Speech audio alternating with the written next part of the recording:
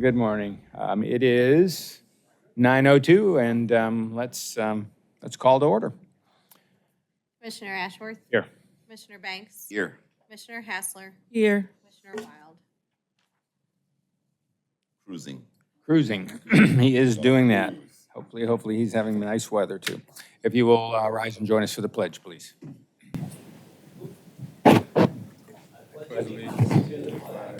United States of America, and to the republic for which it stands, one nation, under God, indivisible, with liberty and justice for all. After the weekend's events, it seems more relevant than ever, does it not?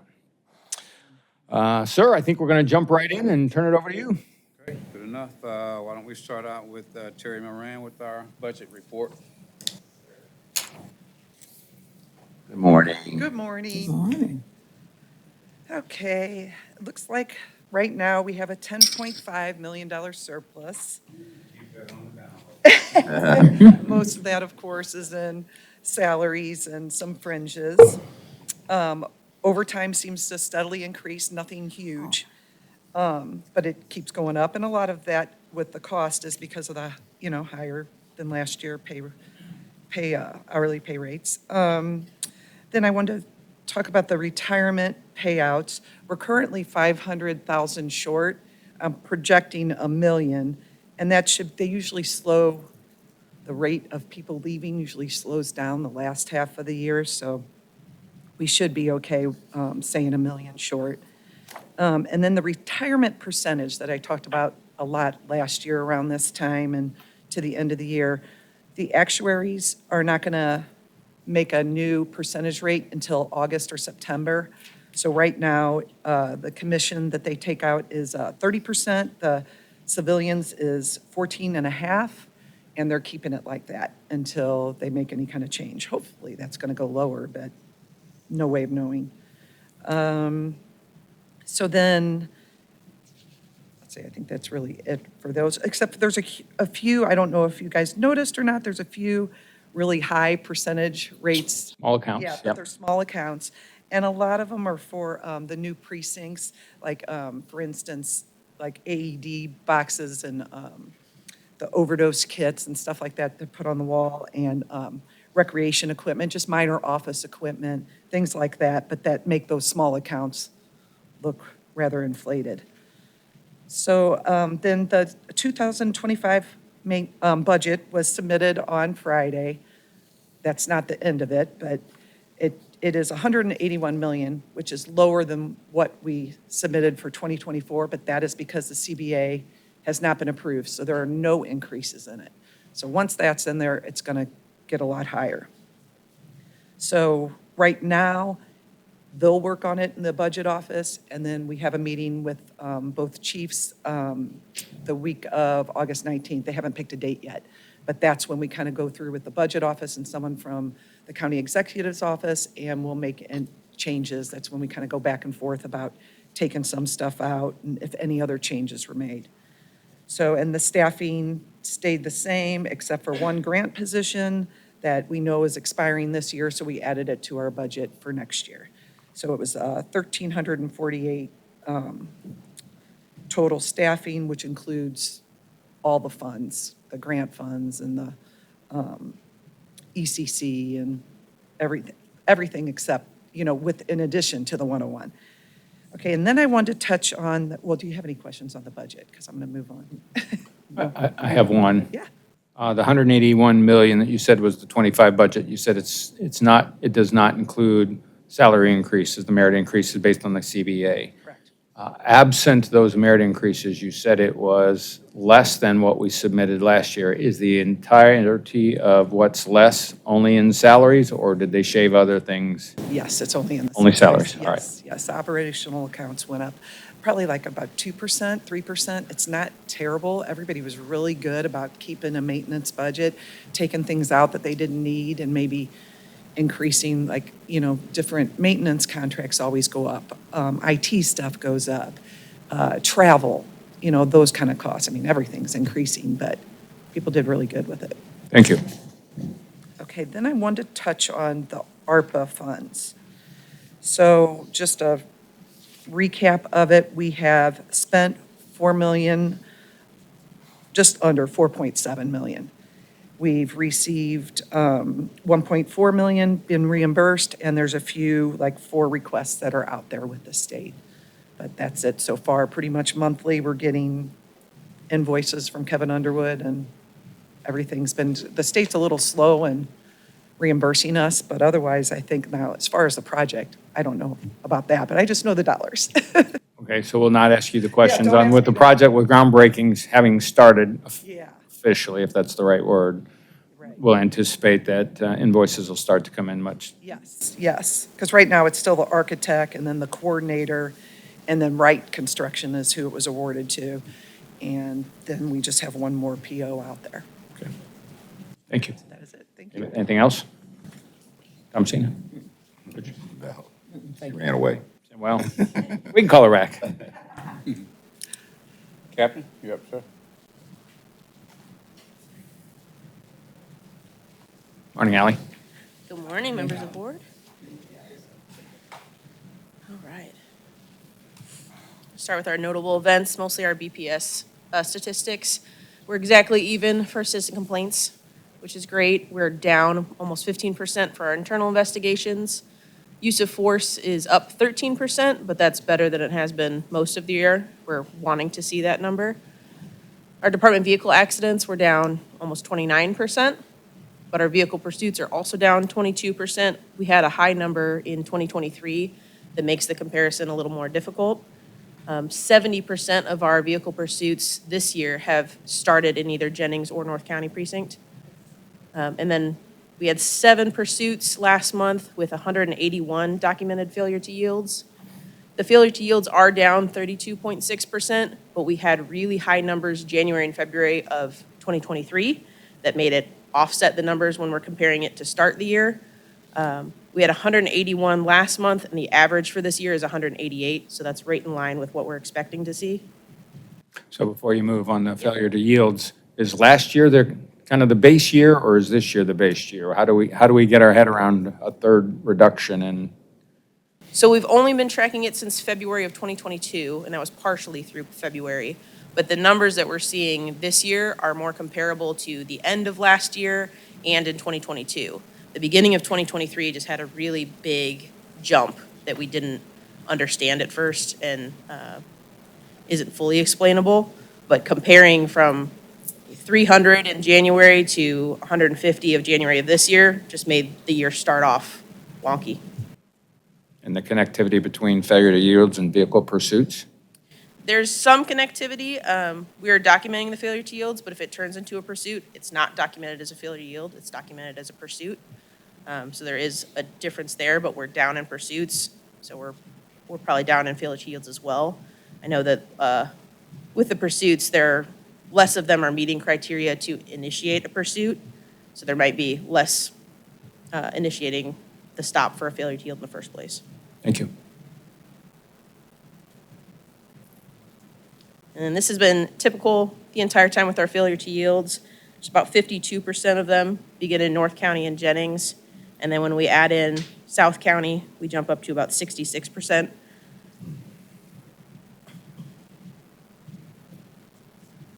For our highlight slide, this is just for June. When I ran the numbers last week, we had 765 arrests, which was down. I reran them this morning and it was 838, which is actually up. So those numbers can fluctuate depending on when it's entered into the system and when those numbers are pulled. Can drastically change if we're up or down or comparing month to month. Guns seized were up 7. Nearly half of the 81, there was 37 of them came from North County precinct alone. And then our DWI reports are 61. They're up 18 from last month. Last month was down because of highway safety scheduling. Highway safety also only accounted for about 35% of the DWIs last month, but patrol has really kicked it up. There's a few officers that I notice repeatedly each month, but I've noticed a few newer officers pick up more than 1 or 2 a month. So I'm starting to see more activity from specific officers in patrol. So to put this in context, we're averaging 27-ish arrests a day across the department.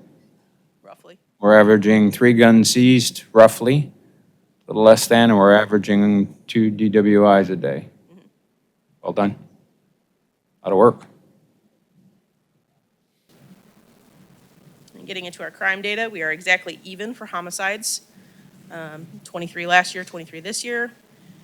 Our assaults with hands, feet, and fists are up 62%, but that's much better than it's been for most of the year.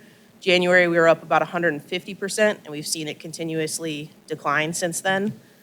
But assaults with firearm, knife, cutting instrument, or other dangerous weapon are all down. Overall, aggravated assaults are only up 0.9, practically even. Everything else is down as well, giving us a 5% increase total for crimes against persons. For our homicides, there were 10 investigated by crimes against persons last month, 9 within our patrol areas and 1 within a municipality. For the year, they have investigated 38 homicides. They show 25 for St. Louis County patrol areas. 2 of those differ from my numbers because they began in a different year. So they count them when they start the investigation. I count them when the crime occurs. Crimes against property, all of our robberies are down about 30%. All of our larcenies are also down about 20%. Motor vehicle thefts are down almost 30%. But last year was a high outlier with the Kia and Hyundai thefts. Overall, all of crimes against property is down about 15%. Crimes against society, we're continuing to see the decrease in the drug and narcotic charges. Not really a whole lot here, but we're down 18% total for crimes against society. So before you move on. Yep. We often ask the question about why are the numbers up or why are the numbers down in total, and we often hear regression to mean, right? We've got history out there that says the mean's going to be X or Y or whatever it might be, and I guess maybe we'll ask the question a little differently, which is, how do we drive the mean down like we're doing this year and keep it down? I think having officers on the street to clear those crimes and make the arrests is a big part of that. And if we add up the total of our crimes for persons, property, and society this year versus last year, we're down 11%. So whatever has been put in place so far has been working, and we want to continue to see that trend. But I know that they are looking into our violent crime initiative and special operations in the precincts to get more officers on the street to combat those crimes. Thank you. For calls for service, for our directed calls, almost every precinct is either above or nearly equal to the moving average. This is exactly what we expect for the summer months. We expect to get more calls for service, and then in tune with that, we have less self-initiated calls because we don't have as much time when we're responding to more directed calls. Again, for self-initiated, almost every precinct is below the moving average except for Afton and Wildwood. Top calls for June, typically the same for each month. Sick case is top directed, extra patrol is top self-initiated. And then for our traffic stop data, there are no outliers currently. I know the traffic stop committee is meeting at the end of this month to discuss Q2 data and see if there's anything there. That's all I've got. Thank you.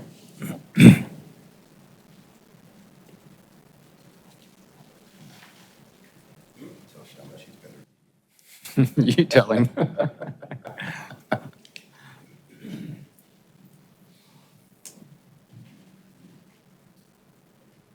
right, good morning. Good morning. Morning. All right, so you saw the poker chips. I call them ball markers, by the way. I'm sorry, the ball markers. But that's good to know. They're, multi-use. I hadn't thought of that, so good to know. So we, Don't.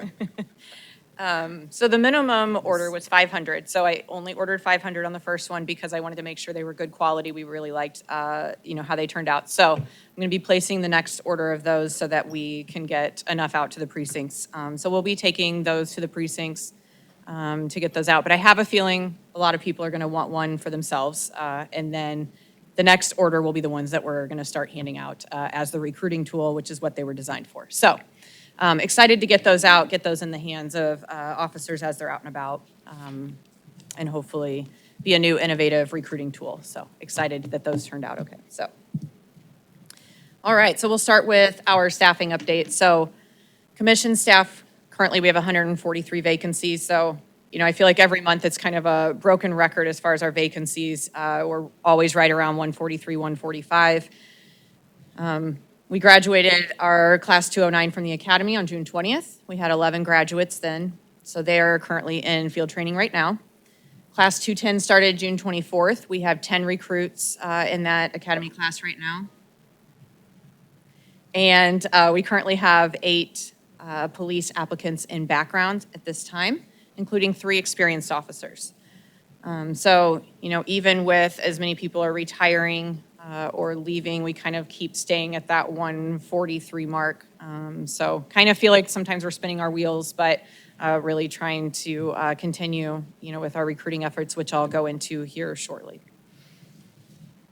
With our professional staff, with security, we have 11 vacancies right now and 2 in background. In communications, our dispatch academy began July 8th with 3 PSDs in that academy, and we have 3 more in background. So our vacancies do show that they went up, but that's because we were approved for more positions in dispatch, as I think it was Captain Romo that spoke about that last time.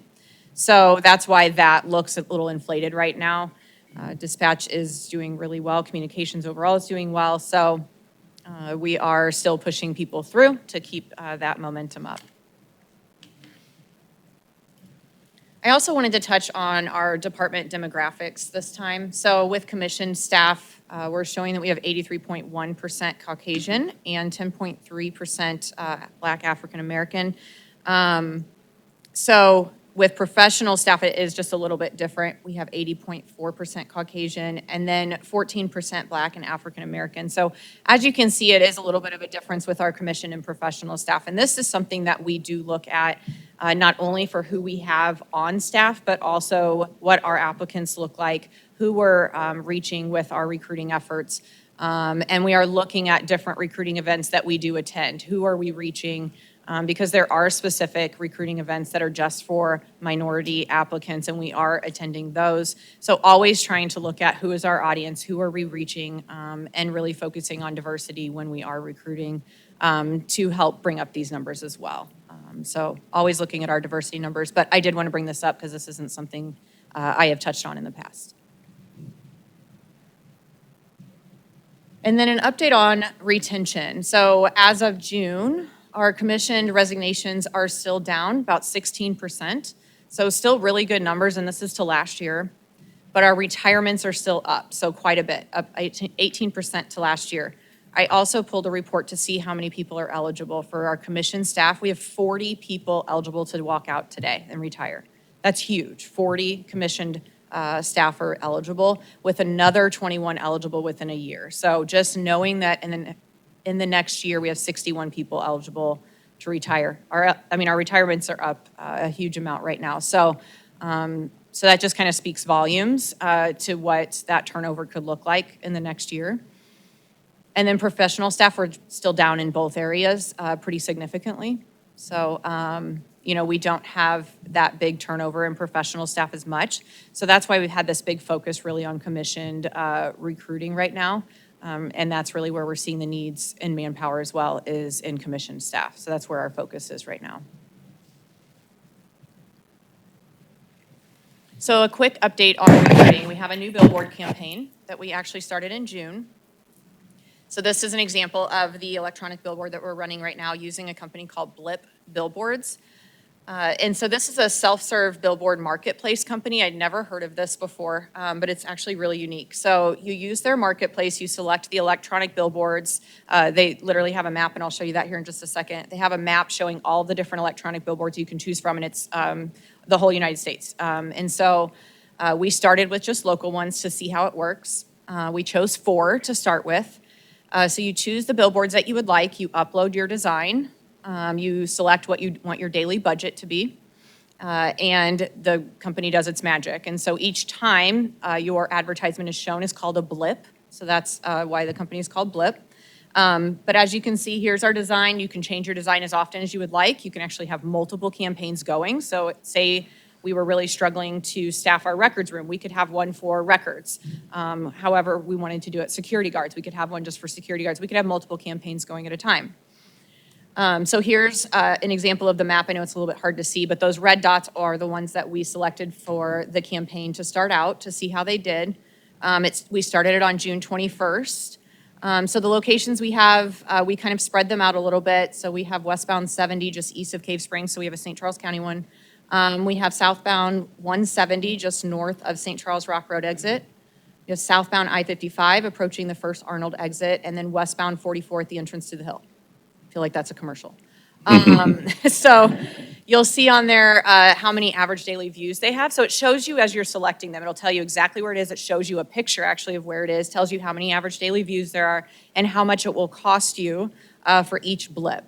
And so I just literally went through, kind of selected, okay, let's try this one first. Now you'll see there's not really a centrally located one like West County area because we already have an electronic billboard with the West County Chamber of Commerce on Manchester. So I didn't really do that area since we already have one. So we decided to kind of do some outskirts, get some St. Charles County, some down south. Now the bottom part, the analytics are from June 21st through today. So our top performing one is the one on 170. We've had almost 14,000 impressions. So that's how many times it was seen by people. We've only spent $46 to get that many impressions. So it's 304 impressions per dollar. Our next top performing one is the one on I-55. And then the next one I'll show you. So we've had 40,000 impressions and we've only spent $153. So that's 7 weeks worth at $153, and that's how many impressions we've gotten. It's huge. And so we're going to start looking at adding a couple more and potentially going outside of the state. So it's at this point, I mean, you can literally just look at any state, you can pick any billboard, we can look at how many impressions it would get. And we're just going to change the design a little bit. There's another St. Louis County, I believe it's in Minnesota, so we don't want to get confused. So we'll add Missouri on it so that people know where we are. So changing the design a little bit. So we'll launch a different campaign for that, for outside of the state and do other metropolitan areas. So we're going to do some research and see where we want to target and just get creative with it. It's a very reasonably priced way to advertise. So this has been a really great opportunity for us.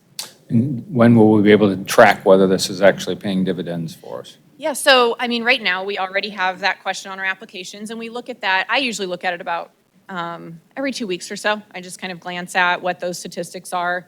Currently, we have 7 different people that have said that they've seen our advertisements on billboards. The only other billboard we have up right now is the one on Manchester. So, I just kind of keep an eye on that and kind of see, how that's changing. So we'll just kind of keep an eye on that and see how that works. So I think it'll be a lot easier to track the out-of-state ones, because when we get an out-of-state applicant, it's rare. And so that for sure will be easier to track.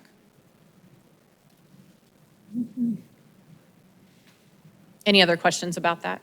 Not so much that, a question around, nice to see, right? We've wanted, you're delivering, you and your team are delivering on more visible St. Louis County Police Department opportunities. I'll just say it the way it is. There's another large police department that has TV ads. Yes. And they touted last week on the news about they got 103 or something, a little over 100 applicants. Didn't go into the quality of applicants, so please hear this question just on its generic. At over 100 applicants for the first time in 18 years or 13 years or whatever it was. So the question obviously begs too, right? Right. how many of those applicants could have been coming to St. Louis County and not going to the other large police department? And how do we find the quality of those candidates? Right. So just to put that in perspective, so I did an interview with News 4 that day because they were doing the news story on the city and wanted our perspective as well. So we ran our report to see how many in the same time frame applicants we had, and we had 94. So we're right there, kind of up there with them. But we also have a meeting, I believe it's later this week, to launch a similar campaign, doing TV commercials, possibly a social media campaign. We're not sure if that's going to be a part of it. We had already, so our recruiters actually met with them about a year ago, and it was just not in our budget. But I'm not sure that they had explored using or asking the Police Foundation to potentially help us with it. So I asked them to set up another meeting with them because they'd already done all of the work for it. They had put together this whole campaign for us. And so I was looking through that campaign. I said, let's set up another meeting with them. Let's go over some different things about what that could look like. So we're meeting with them this week to see what that would look like for us. So. Yeah, and I don't know enough as to whether people watch TV or not. I watch Right. very little, so it wouldn't I know, catch I don't me. watch These are going to TV. catch a lot more of what, so. Right. We're also doing commercials, which will be launching in about 2 weeks on Pandora and Spotify. I feel like that will reach people. So, we have to look at our target market. I don't know how much. And what they're using. Exactly. Exactly. All right, thank So you. those will be launching in about 2 weeks, so. Thank you. And then just a quick update. Sorry, I'll interrupt Oh, I'm then. sorry. Maybe in maybe September's meeting, can you come back to us with what your comprehensive recruiting plan looks like, right? You're trying a lot of different things. Could you? Yes. However you choose to do that, Sure. but let us all know kind of Just to what's all summarize. involved in that, your overall recruiting strategy would be Absolutely. great. Sure. And Certainly then applaud just- your innovative thinking, though. Yes, thank you. I'm outside the box. I Good hardly ever thinking, get outside the box. box, innovative thinking. Yes, thank you. Very refreshing. Quick update on Stay Survey. So a couple of the different predominant concerns that we heard during the Stay Survey are some things that we've already been addressing. So one of them was manpower. Employees felt that there were really no short-term or long-term plans in place. I guess it was just a couple weeks ago, we put some short-term plans in place to help with manpower, specifically in the first. That was where we were really hurting the most. So we focused our efforts in the first precinct first, and we'll kind of adjust as we need to. Long-term, recruitment and retention, those plans are evolving, and that's something I obviously talk about every month with you guys, but, we do have those plans in place. In terms of training, employees talked about how training offered outside of the academy is really only offered to select employees, and it's often really limited to classroom training, not really on-the-job training. So I'm happy to report that our pilot program for the Leadership Development Institute actually starts today. It's underway with 10 participants. We should be wrapped up by mid-September, and then we're going to make any adjustments and changes necessary and then roll that out to the entire department, we're hoping by November. So we're really excited to really kick that off. We have the first training today, so. Director, how will you measure whether that training did what we wanted it to do? So we're not only doing, so we're doing short discussions and, I don't know if I want to say surveys, but evaluations, I guess you should say, after each training. And then at the very end of the pilot program, we're going to get a full evaluation from all of the participants, get feedback from them, what they would change, what worked, what didn't work, and then make the changes necessary from there. All right, so let me ask the question differently. So 6 months from now, how do we know that they learned what we needed them to learn? I think it's going to hopefully show in their performance, hopefully in their evaluations, and hopefully in their, I guess, work units. And are they being reinforced with the trainings, right? So it's one thing to sit through class and then I go right back to doing what I've always done as opposed to, okay, I've learned these things. How is that being reinforced so that I actually change my thinking, my behaviors, my whatever? Right. Now, that's all in the follow-up. Okay. That's all in our follow-up.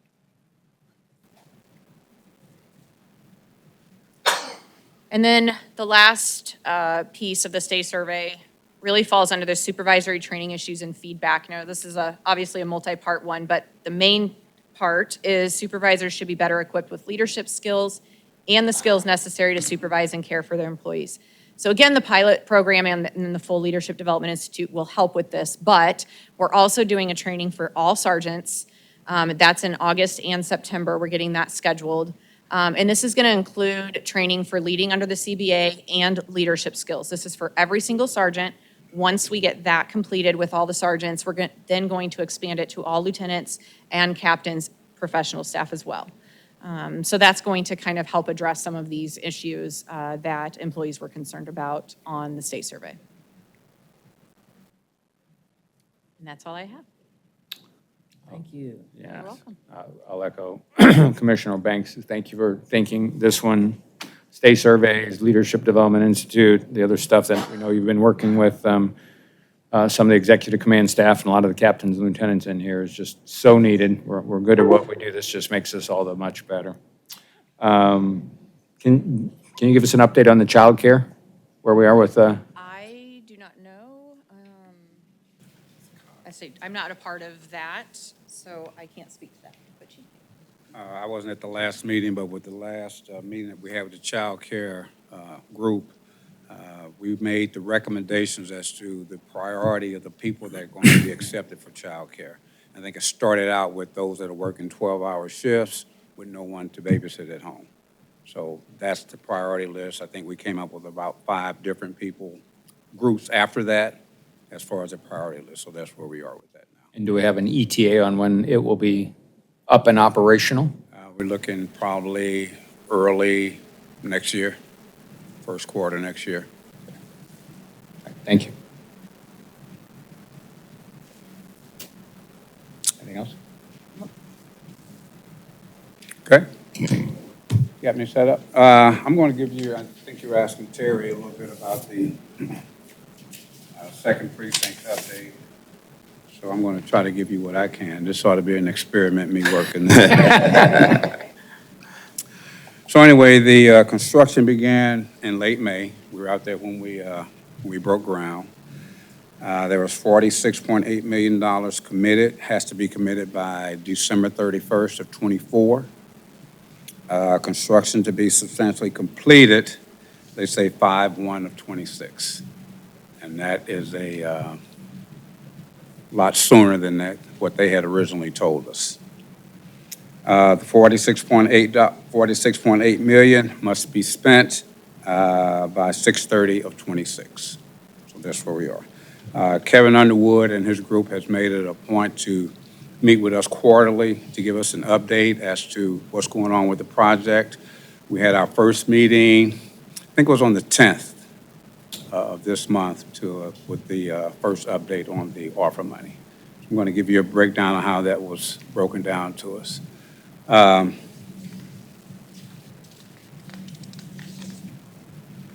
money totaled $46.8 million. They've done their minus on the range estimate, and it came to 1.142. The numbers are there. That's what they deducted from that. The range is going to be, first of all, they're going to work with the bathroom system out there, because we have none, haven't had one for years now. They want to redo the concrete. They're going to have turning ranges down there for the targets. That's in the original estimate. It's going to leave us 45.6 minus 6.2 million soft costs. I had no idea what soft costs were. So I asked Kevin what were soft costs. Soft costs of items in the project that has nothing with putting a brick in the ground. Design fees, permits, utility fees, testing fees, soil and digging, special inspections, designs of the building. Those are a list of some of the soft costs that they came up with, to a total of over $6 million. So 15% of our 15% of our budget roughly Has nothing goes do to with soft putting a costs. brick in the ground. Yes, Planning. which to me was totally ridiculous. So that leaves us a balance of 39.4.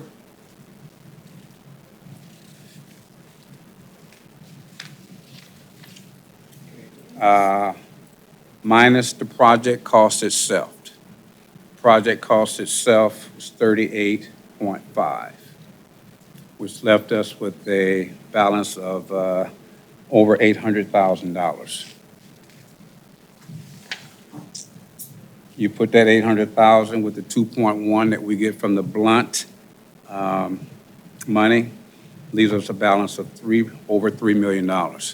Kevin cost that money to play with, okay? Over $3 million. The 800,000 has to be encumbered by 12/31 of '24 because that's part of the original ARPA money. That was what's left over from that. The 2.1 Blunt money has to be spent by 2027. And with that 3.3 million, they can do change orders. They can change orders. They can do more with the firing range if they want to. A lot of that money is going to go toward buying big screen TVs for the Fusion Center and Rick. But we have that money, and some of that's going to be what they use to cover underground costs. You're digging out there, you come up with something underground, you're going to have to use some of that money to take care of that. So we do have a surplus of that money.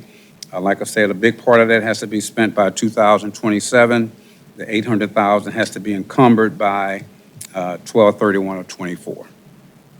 And that 8 point was what was left from the 46.8 after we got the estimate for the building, which was a great deal that didn't cost as much as we thought it was going to be. So that's where we are with the Maryland Heights project. Again, they're saying 5/1 of '26. They're looking to complete this. We hope so. We were getting dates about the first precinct that didn't work out. But in reference to the North County precinct, if you go by the North County precinct now, they're doing a great job with it. If you look at it now, they got the name of the North County precinct up there with Joanne Liscombe's name under there. It really looks great with what they're doing up there now. I think the date is August 1st, late August to get in there. Before we move on, so are you comfortable that we will hit all the smaller deadlines of having money encumbered, having money spent, so that we're in the building, so that our officers, all of our professional staff, all our officers that'll work out of that unit, you're comfortable with the timeline and with the cost perspective? Yes, sir. Especially with the North County precinct, I know that they were pressured to get us in there at a certain time. Are they going to be complete with everything by the time our people move in there? Probably not. There's still going to probably be some small things that they're going to have to do in that precinct, even after our people move in there. Hopefully not a ton of it to be done. So you're comfortable with first precinct by end of August? Yes. And second precinct, Fusion Center, property control by? May of '26. Correct. You're comfortable with both for now? Yep. That's all I have on the Maryland Heights project. It's got so many names now. I call it the Maryland Heights project. And like I said, we're going to meet with them quarterly to get updates on what's going on there. And I'll report, or whoever after me that'll get this assignment after I stumble through it today. So last week on the date that we had our board meeting in Jefferson City, the Mayor Parsons signed the Antonio Valentine bill. And the Antonio Valentine bill makes stiffer punishment for those that are fleeing from the police, knowing that they're being chased by the police, that cause substantial damage, injury, or death to someone. And that was a pretty big deal for us. And that's the group that we had up there led by Colonel Law, who was up there during the signing. It's actually the first bill that we've had that the police department had such a big project in getting signed. And it didn't go through the first time, but the second time he signed off on it, so it's in effect now. So they represented us well up there. Thank you, Colonel. Ditto that. Thank you, Colonel, and we know a lot of people were up there influencing over the last couple of years. Thank you, each and every one of you. And the last thing that I had, well, not the last thing that I have was the NIOA, National Information of Officers Association, has a lot to do with the media and PIOs. We had one of our persons who was selected as a finalist for the best use of social media. and that was Ms. Fury Clay. She was nominated for that with 2 other people. Congratulations, Vera. So I think the winner will be announced. I don't know what date the conference is, but we'll have some people there whenever that happens. The last thing is, I talked with Captain Morrow. He was out there. Still out there, about any intelligence that we have been receiving in reference to the incident on Saturday with the attempted assassination of former President Trump. He said he had nothing at this point affecting this area. He was also advised to keep in touch with Colonel Doyle and the Ferguson Police Department in reference to any kind of intelligence that's coming up with the 10-year anniversary of the Michael Brown incident. So they're conveying all that information to them. Thank you for being proactive with both. That's all I have, sir. Any other questions? Chief, I have one more. This week we have something going on with the emergency response group. We've got some staged catastrophes around the city. I heard it on the drive-in today, and it talked about the EOC being center point for it. Apparently, we're planning Is that the active shooter we were talking about? No, this was, say it again? Oh, yes, the urban terrain training. Okay. Yes, that's happening in St. Louis City. I'm sure we'll have some people in there involved, some of our special operations people in there, down there for the urban training. This is where we have, tornado, something going on there, putting a bridge, an earthquake, take the bridge down, and They've been doing that it's mostly a 3-day training in St. Louis City. I don't know that we have been invited. Tony, you know? It's at Busch Stadium. And the only reason way that we would probably be involved in that is that a lot of our officers do secondary down at Busch Stadium, so they may be a part of it. But that's, yeah. and it sounded very comprehensive. There was a crashed plane, and there was a hostage situation, and there were like 5 different catastrophes all happening at the same time, sir. This is part of Task Force 46, so it's a nationwide readiness program. Hate to do it, but you're so good behind the mic. No, so this What is is it? I the know. annual training, Task Force 46, which is the National Guard out of Michigan. They travel around the country, and they put this on, they pick a host city every year.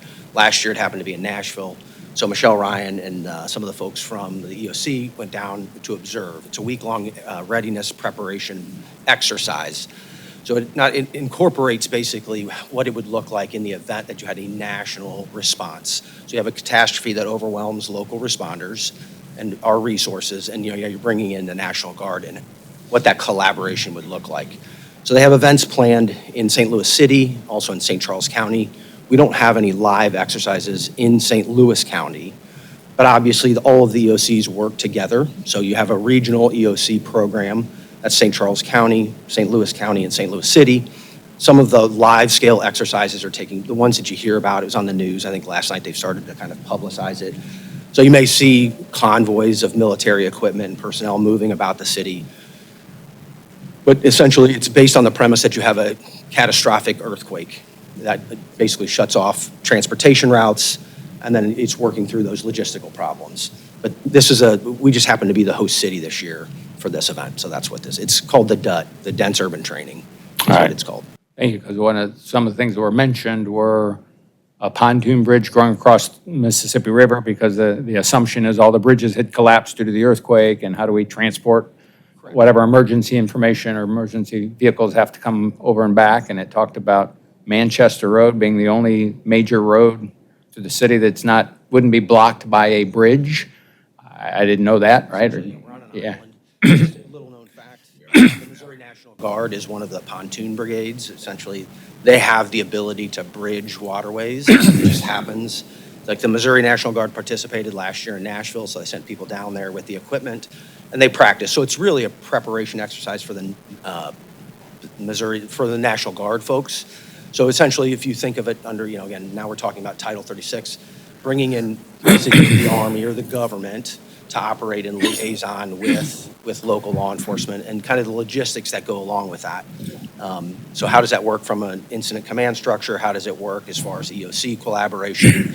and then coordinating with all of the non-governmental NGO entities as well, the American Red Cross, and et cetera, et cetera. So that's what this is. Thank you. Yep.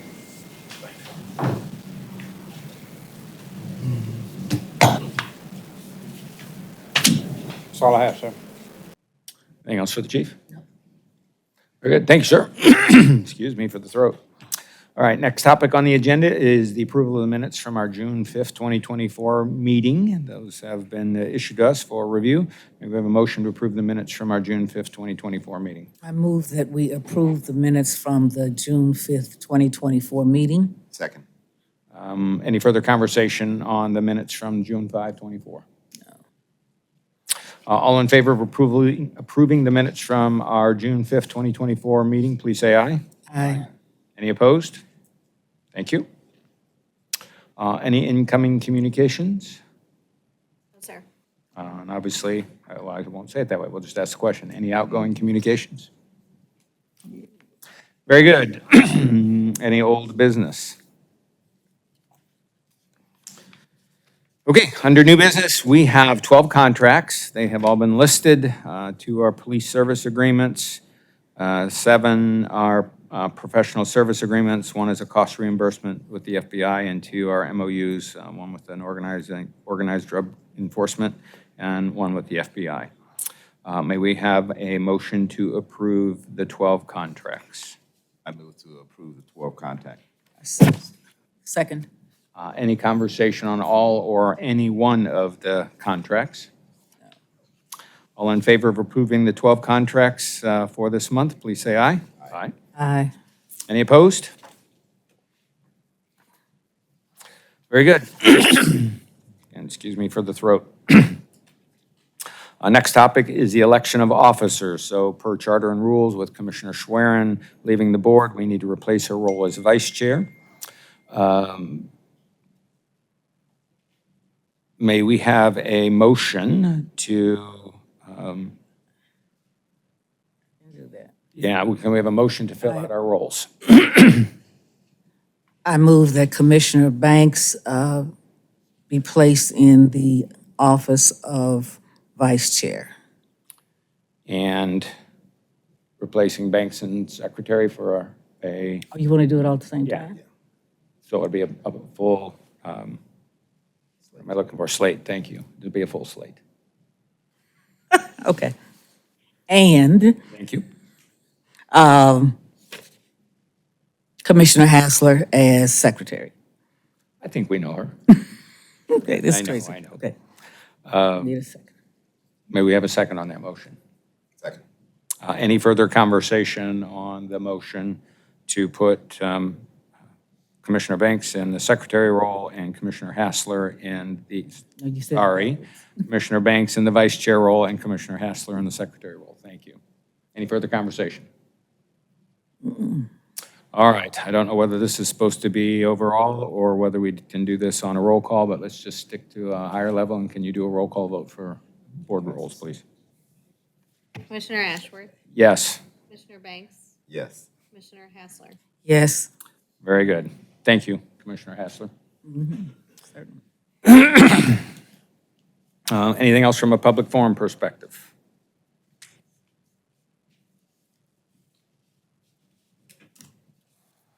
Very good. Then with that, the Board of Police Commissioners may vote to go into closed meeting for legal advice and review of claims and lawsuits involving the Police Department, Section 610.0211 RSMO and Section 114.020.11 SLCRO.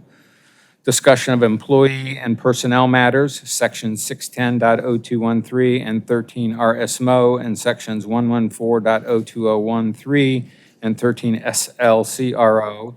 And finally, preparation and discussion for negotiations with employee groups, Section 610.0219 RSMO and Section 114.02019. May we have a roll call vote to move to closed session, please? Commissioner Ashworth, I guess we have to do a motion in a second. I move All right, we have a that, second. I move that the board go into closed session. Second. Thank you. May we do a roll call vote, please?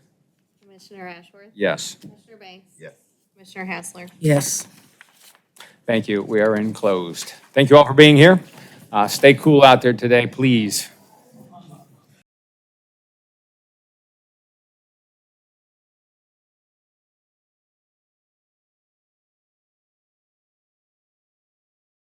We are back from closed session. We had a vote in closed session to return to open session. Each of the Board of Police Commissioners voted in the affirmative, so we are back in open session. With that, anything else? Yes, sir. May we have a motion to adjourn? Second. Second. Any further conversation on adjournment? Amy, would you roll call us, please? Commissioner Ashworth? Yes. Commissioner Banks? Yes. Commissioner Hassler? Yes. We are adjourned.